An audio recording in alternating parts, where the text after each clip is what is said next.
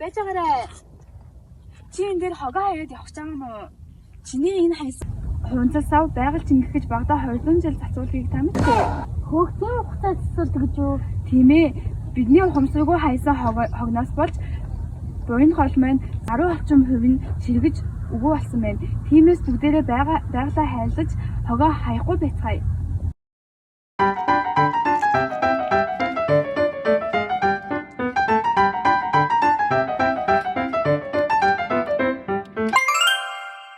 Хайсан хог нь байгаль шингэн задрах гэж маш олон жилийг залцуулдаг байх нэ.